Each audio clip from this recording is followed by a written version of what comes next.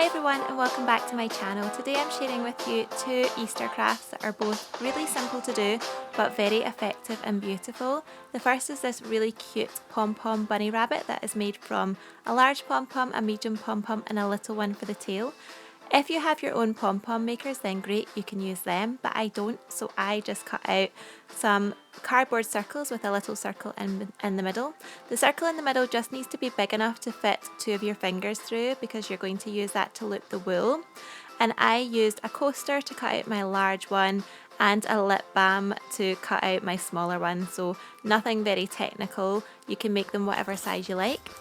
You want to take wool of your choice. This was from the pound shop, this wool, and it's actually really thick grey wool. It's really soft, which I think is a great find. And I like to double up my wool just to make it a lot faster to get around the reel. So double up your wool and then just start wrapping it round. Try and wrap on top of that end so that it doesn't fall apart. Keep on wrapping until you've filled the whole thing and you're happy with how much wool you've got around there. Obviously the more wool that you have, the thicker and more full your pom-pom will be. And then you want to cut around the sides, holding very firmly into the middle.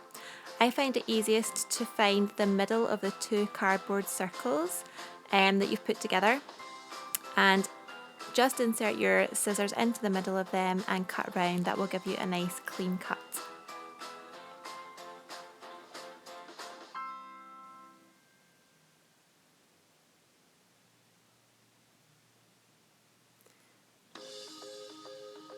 Keep turning your circles and hold really firmly to the middle whilst you cut the whole way around the pom-pom. And then once you've done that, you want to take a length of string about the length of your hand or so, depending on the size of your pom-pom, and you want to insert it the whole way around those two donuts. So that's the reason why you have two circles of cardboard together.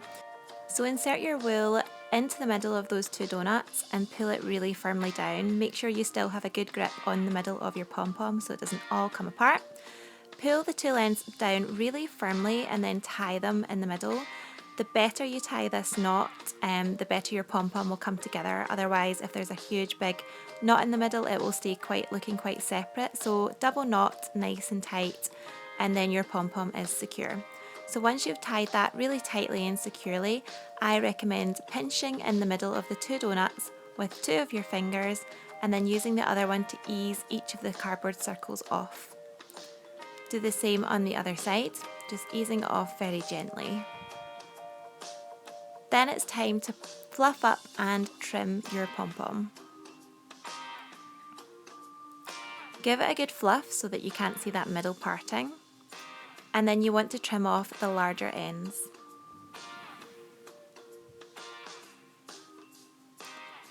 Once you've done this, go around and just fluff up your pom-pom and trim off any little bits that look a little bit longer, and keep trimming until you have the desired effect.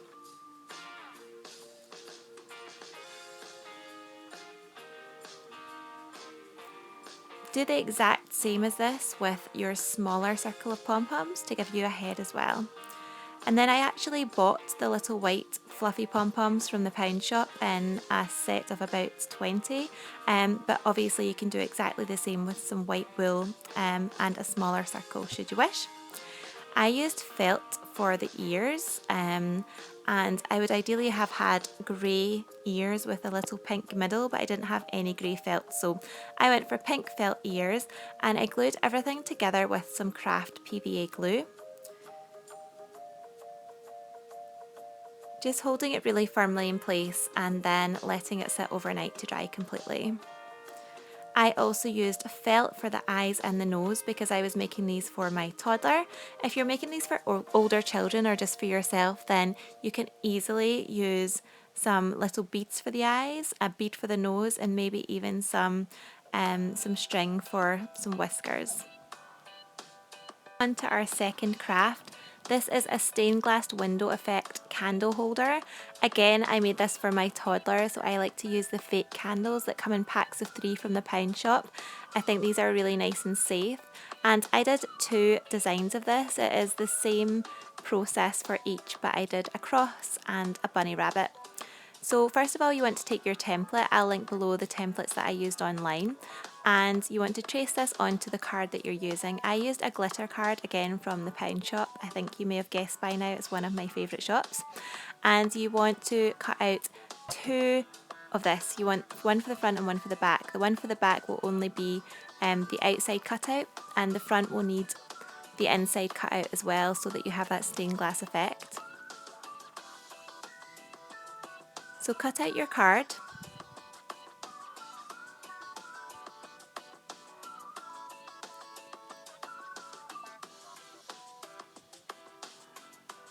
And once you have your two sides cut out, you want to create a base that's going to hold the little candle in and keep everything nice and sturdy. So I just used a rectangle of around 3 inches wide and about 6 inches long. I held it up against my design, whether that be the cross or the rabbit, and I found where the design ends and added 2 little snips because that's where I want my base to come up at the sides. And then you can do exactly the same on the other side, just holding the cross over the other side, but to make sure that it is all equal, I find it easier to just fold over the card at each of your insertions and then cut on the other side so that you make sure you have the same equal cuts on either side.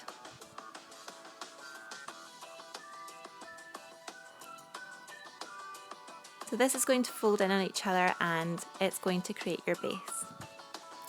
I used glue dots again from the pound shop to hold the base together, but you can just as easily use craft glue. I find that the glue dots adhere a lot more quickly and they also adhere really well to the glittery paper. But any kind of craft glue or Mod Podge would do the trick here. It would need to dry overnight to become firm.